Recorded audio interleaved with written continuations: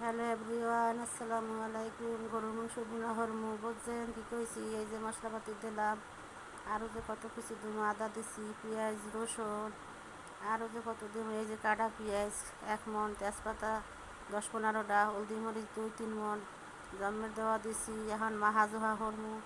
এই যে কাঁচামরিচ দিছি 2 মণ, আরও কত কিছু দিব।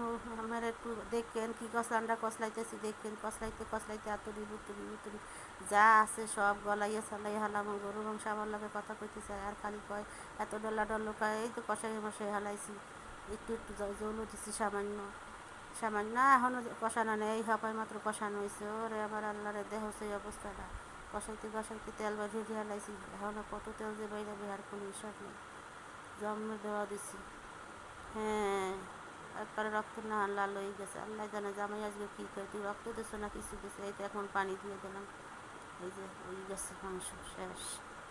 কয়টা ডাইলের বড়া বানাইলাম,